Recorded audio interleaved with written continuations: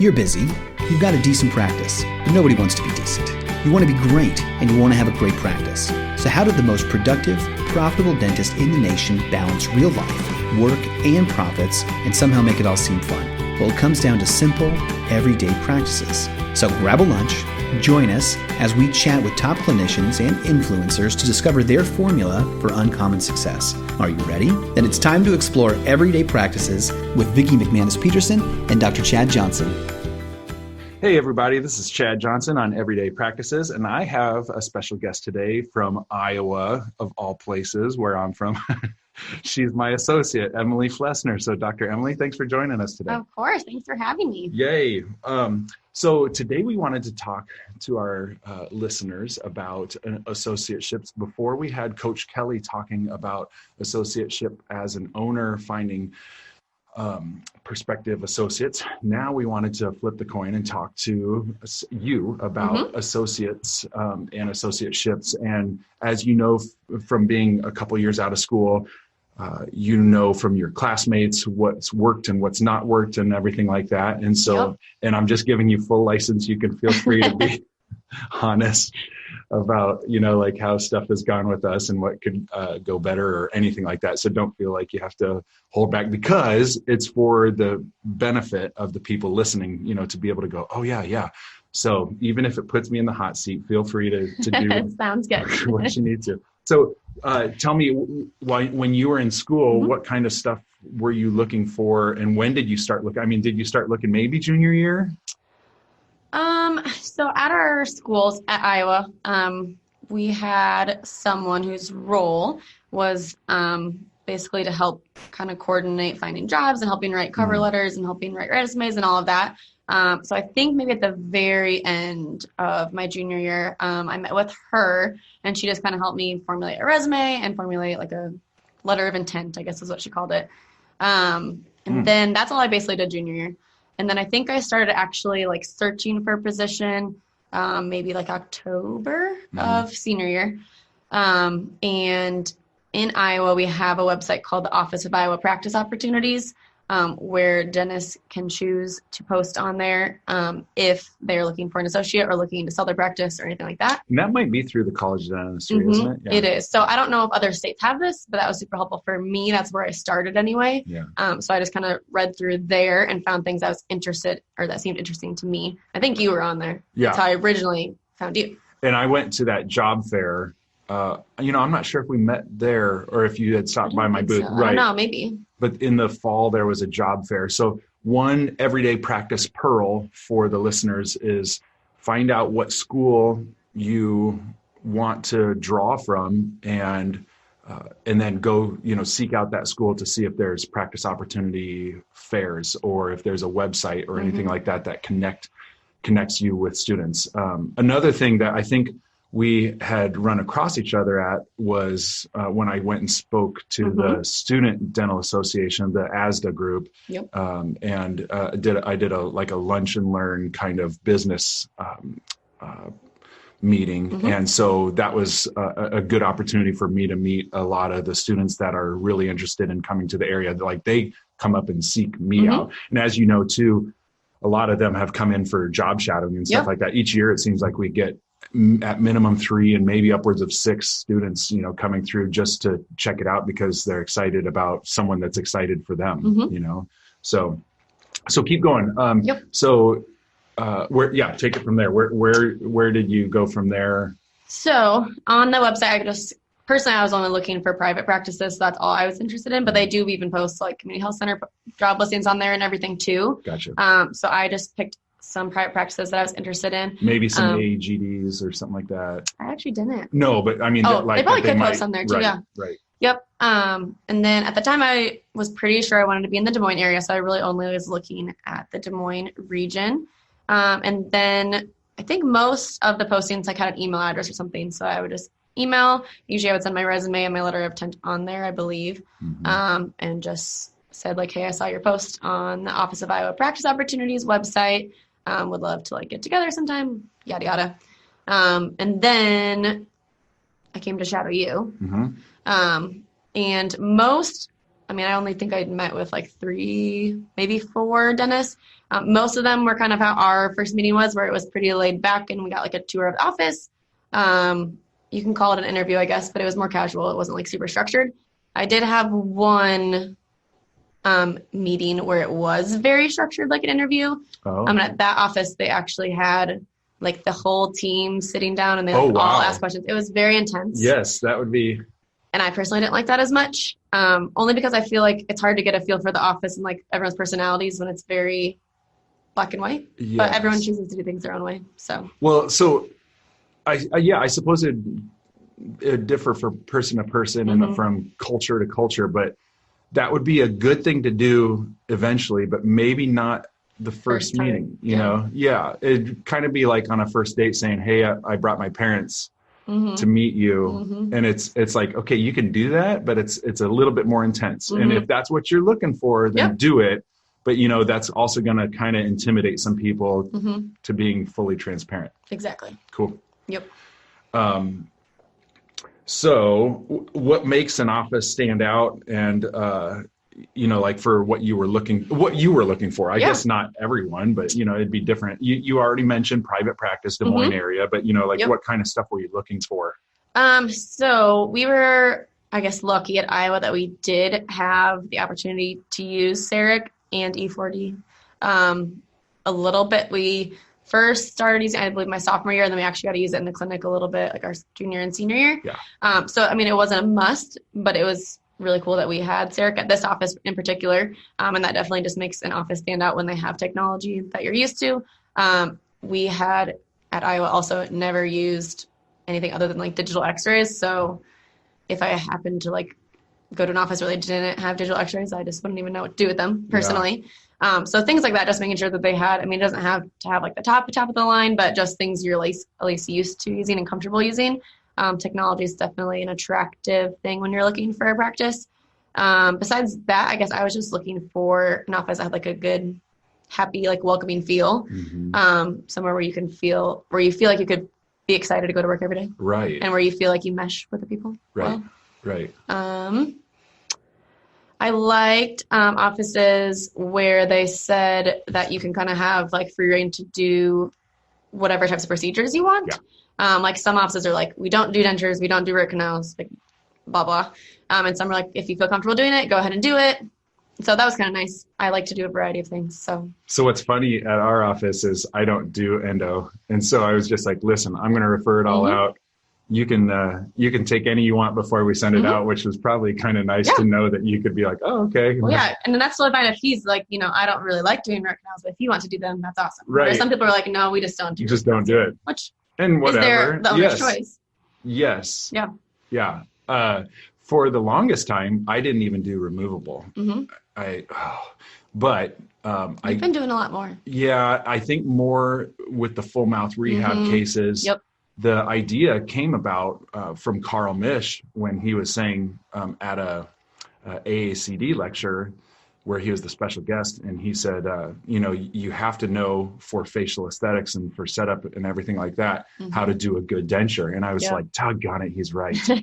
So that's when I went back to being like, all right, fine, I'll do removable. But I'm really not a fan of partials. A lot of times we try and do implant, you know, here to offset but I mean, there's times when a flipper is necessary, either short-term or long-term. But, you know, some of that stuff, I was just like, here, if you want it, you can take it. And that's also mutually beneficial. Yeah. I imagine, were there any procedures, I don't know how to say it, because it seems like we meshed well. When Dr. John was here, we had a lot of overlapping procedures. I mean, because he loves surgery and even dental implant kind of stuff. So he was all about that. Well, I'm about that too. What's nice between you and me too is that there is some sine and cosine, some up and down, yin and yang, that you like doing some stuff that I don't. I like doing stuff that you don't, which also helps us not, you know, trying to eat each other's kill. Yep.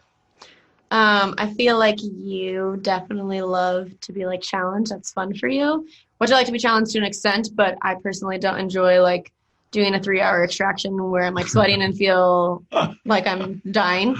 So I personally don't. I kind of came out of school knowing I didn't think I really wanted to do wisdom teeth. I guess if I practiced and got good at them, maybe I wouldn't mind them so much. But I do like extractions, but when they go maybe not ideally, then Well, it kind of stresses me out. So I personally don't like doing really hard extractions, whereas I know you love that. Well, but there's also a difference between being fresh out of school versus 14 years out of school. I wasn't doing the extractions that I'm doing now right out of school. I tried doing some hard ones. And as I've explained to you, but for the audience's sake, sometimes then you end up finding that this case is harder than what you expected. Yep. And so in the moment, it really is, it sucks. And then you learn how, okay, if I had that kind of case, this is how I would do it. Or next time I need to make sure that if I see this kind of case that I don't do it. So, but after a while you start, like, because of your failures to, see something, but now you're in it, you learn from it. And then you go, well, that wasn't as bad as, they make it sound like it is when, it's like, so, I mean, bone is bone, whether it's, on the ramus and it's harder to retract it and visualize it and whatnot, but you start learning to how to also tell your assistant, hey, I need you to be doing this and let's get the light at this angle. Overhead loop lights definitely helped. I mean, I didn't have those for the first, I think, which would be very hard without 8 or 9 years that I was practicing. And then all of a sudden it dawned on me that everyone was saying, you should get a light on your loop. And I finally did. Well, you know what? The old school ones, I had one even in school, and they were a lot bulkier. The light pack was a lot heavier. They didn't last as long. So with the lithium batteries and stuff these days, they're so much lighter and better. And I mean, we use that, both you and me, often throughout the whole day. And, yeah. But no, I definitely have gotten more confident. That's with anything. I mean, the more you do it, of course. I mean, I think at first I kind of needed your help on several extractions. And I think I haven't needed your help in a long time, which is awesome. Well, let's talk about that. I mean, autonomy versus micromanagement. So a lot of dentists, I think I often ask you, am I helping you enough or not enough? Because I don't want to overstep my boundaries and make it seem like, you always need, your handheld, because that's kind of derogatory. But at the same time, I'd hate to just be like, what, we're just going to assume that 10 years from now, I can say hi to you once more and that we'll have some kind of relationship. But if we're not keeping that open, like, am I helping you enough, but not enough? How's that working for you? And like, how did you receive that when we first got together? Yeah. So when I was looking, knew I wanted an office where I could have a mentor if I, wanted help or needed help or whatever, or had questions. So that was important to me when I was looking. And I think the first time we met, you said you would like to be a mentor for someone. So that was just nice to hear. And then I think, once I started, I think we had the perfect balance of that. Like, if I asked for help, you were always like super willing to help. You didn't make me feel dumb at all, which is nice. And when you do help, even to the patient, I feel like you're always like, oh yeah, this one's like a really hard one, even if it's not. You like tell them it is, so I feel better about myself. Well, it's important to smooth things over, so that way, instead of being like, I can't believe I have to help you with this one. Right. That makes someone degraded. Now, even though the head doctor, I'm just thinking for the audience, even though that doctor might be thinking that, like, because they might be like, what's so hard about this? This is easy. It's like, save that for later. Have that discussion maybe at lunch or something like that. Like, hey, that's actually a really easy one. You need to be using the straight elevator a lot more, or something like that. But I mean, in front of the patient, it's kind of nice to go, well, look, you almost got most of this going. That makes the person feel better, the patient feel better that I'm stepping in to help or anything like that. But I also feel like you do a good job of giving me autonomy as well, where I feel like I can do things on my own. I don't need to like ask permission or anything like that. I definitely have some peers and some friends who unfortunately had associateships that were kind of on the two opposite spectrums, whereas I feel like we're right in the middle. I had one friend who started out a practice who they said they would be a mentor for her, and she really wanted that. And then by the time she got in there, she was basically kind of like thrown to the wolves, and the owner doc was like never even at the practice. So she was like alone all the time, and she just wasn't very comfortable with that. Was the schedule too heavy for her too? Yeah. So she came in and it was immediately very busy, which I feel like we did kind of a nice job of like easing me in a little bit. Like, every associate wants to be busy at some point, but maybe not like your first week you're there because it's just I kind of let overwhelming. you even set the time for stuff. I mean, I don't care. There comes a point when I want to push you to, to do more or better or whatever that means. But like at first it's just like, listen, it's your first week out of school. I don't expect you to do a 5-minute crown prep. I don't expect that. And then on the opposite spectrum, someone else, he went to a practice where he is unfortunately very micromanaged, and he feels like he's always in trouble, for lack of better words, which isn't fun either because he feels like he's kind of like a student still, even though we've been out of school for 2.5 years now. So I think definitely having a good balance of, helping when help is needed, but also letting people kind of figure stuff out for themselves. And well, you came in with confidence, which also helped me. So for the younger associates or potential associates, the dental school students, if you have something to back it up, be confident about something. Don't have a false confidence that, it's like if you've never pulled a tooth for some reason and you say, oh yeah, I can handle that appointment, and you go in and you're just botching it. I mean, that would be a ridiculous false confidence. But the confidence that you bring really impressed me. And even Dr. John, when he was here, that before you even began, that we just knew that, that you would be able to handle the competencies of doing the skills, but then also the interpersonal relationships with the patients, and instead of walking in and being like, hi, I think you might have a tooth problem, like maybe, but I don't know. I mean, who am I, And for you too, I mean, you're a littler female dentist. You read my mind. I was just going to say that. And it's important, for you to set the tone of confidence. And you really do. Guys in the audience, you'd love to see how it's almost like I wish I could have some video to show you how Dr. Emily does with her confidence, but going in, saying hi, looking them in the eye, shaking their hand and saying, let's solve your problem. And, and building rapport with the patients and stuff like that from the get-go. I mean, you do a spectacular job of that. Thank you. So, yeah.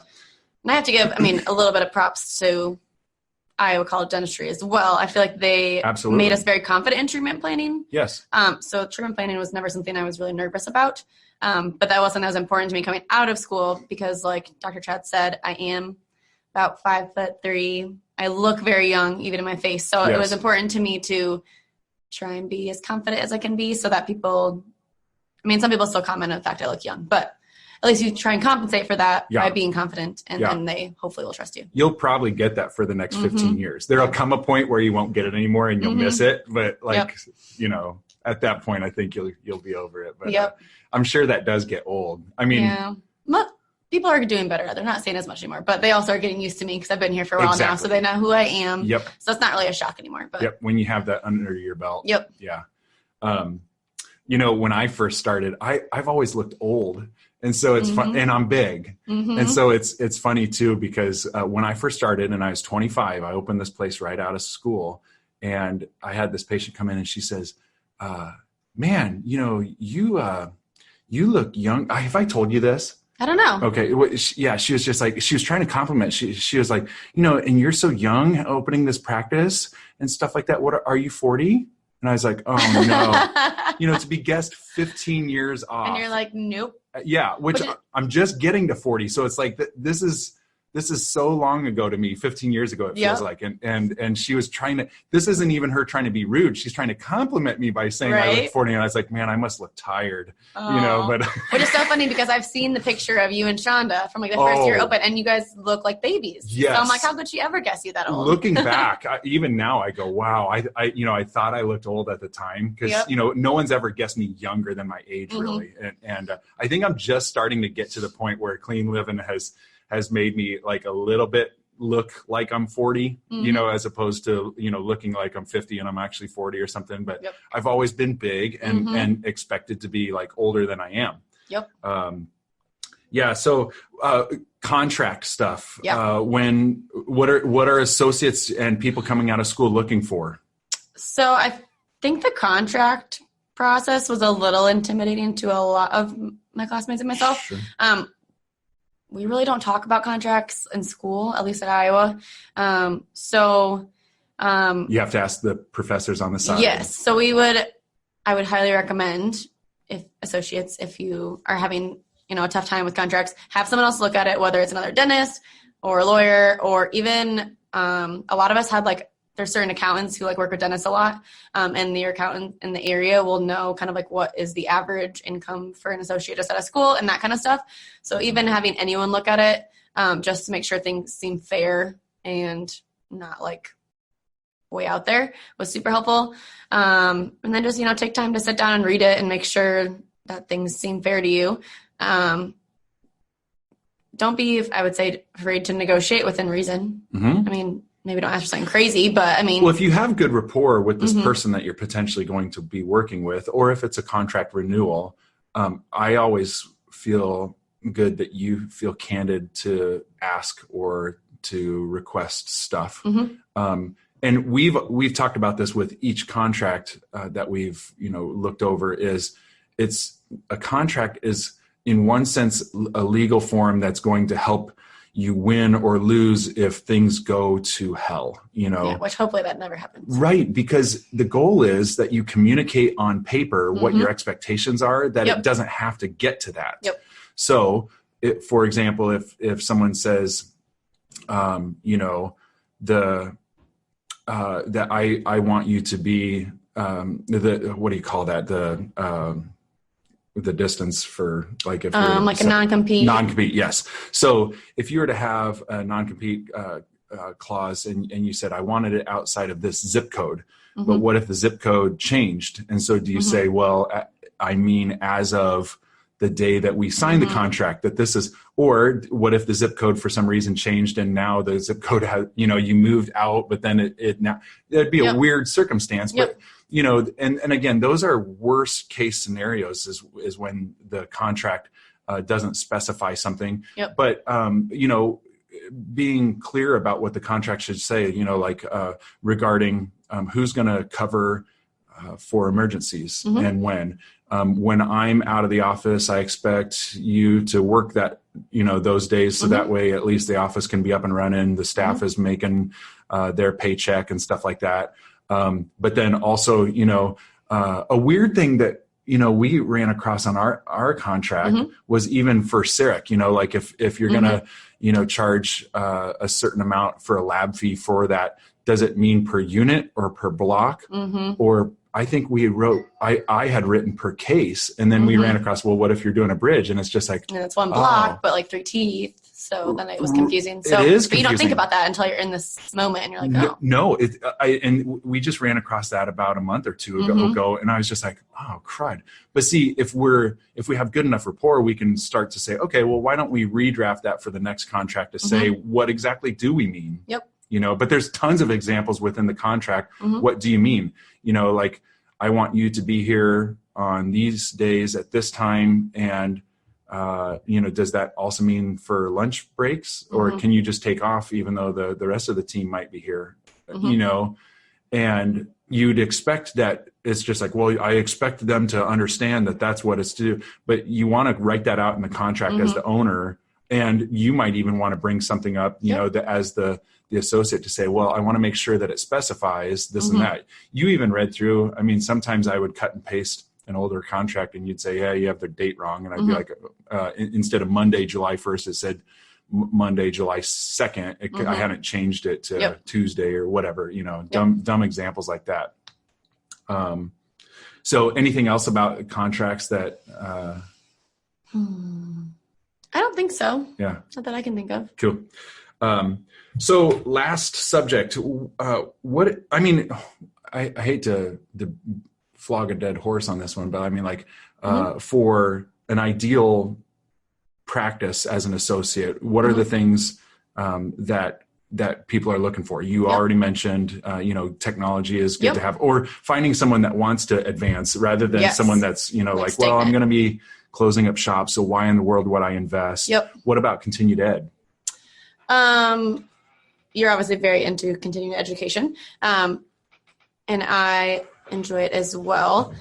So some of my peers in their contract, they'll have an allowance for continuing education. Some people don't offer that, so I don't think either one's right or wrong, but something to ask about, I guess. to your owning doc if they are planning on giving you allowance for CE or not.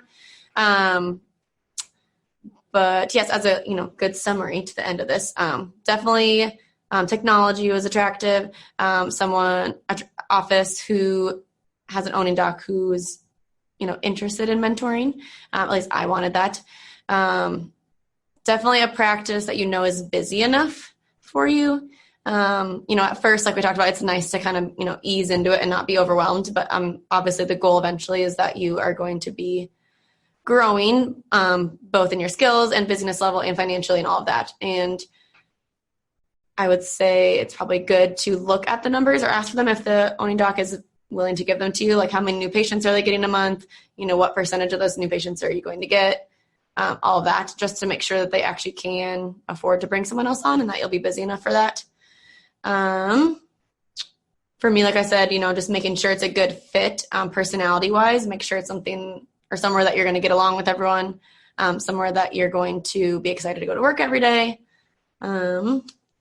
Anything else? I'm trying to think what else there is. Well, even on the contract, someone could say, well, you should always get paid on production or on collection or something like that. A lot of owners want to pay on collection because that's actually the dollars earned. A lot of associates would love to get paid on production because if you do something for free, it's like, well, I produced this, so I should be able to, so there's a discrepancy. But if you're able to communicate, for example, if there were two offices and you were coming out of school and one paid 35% of collections and the other paid 30% of production, you could say, well, I'd rather take one or the other. But an important follow-up question would be, what is your collections percentage? Yes. What's your collections percentage?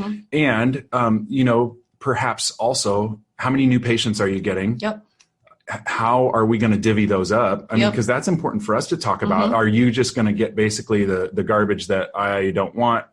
And or are we going to divide it as though we were partners? Because the more I treat you like a partner, the more you'll want to be like, well, I think I'll stick around. But the more that I give you garbage, the more you feel like the garbage man. So if someone said, well, I'm going to pay you on collections, but we are 100% fee for service and our collections rate is 99.7%. And it's like, oh, well, there's no discrepancy between the production and collections, right? And then this other office that says that they would pay you on collection at 35%, but they said, well, but you have to produce, like our collections rate is about 50%. And it's like, oh man, I'm going to have to produce twice as much to be able to collect that. So it's worth knowing, as opposed to just saying, well, the hard and fast rule is I want to get paid on blank. You want to make sure that you're asking those follow-up questions. Definitely. Well, if you guys have any follow-up questions, I'm going to make Dr. Emily answer those because I'm her boss. And no, but I'm just kidding. But nonetheless, if there's any questions and you on Facebook are able to follow up with Productive Dentist Academy and see this podcast and you wanted to write it below, I can see those questions, and also Dr. Emily can, and we can write any follow-up questions. So feel free to ask. And of course, you can email us. My email is chad@productivedentist.com. And hope you had a great listening today to the podcast of Everyday Practices. One final question, Dr. Emily. Yes. Bacon or eggs? Eggs. Ooh, okay. I don't like bacon. I'm one of those weird people who don't like bacon. Honestly, for 2 years, I've known you, and I don't think I knew that. So thanks for being transparent on the show. Yeah. In Iowa, of all places. I know.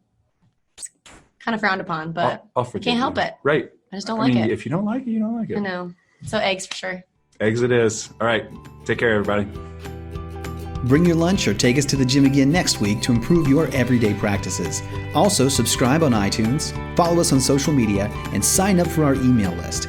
Now get out there and win with Everyday Practices.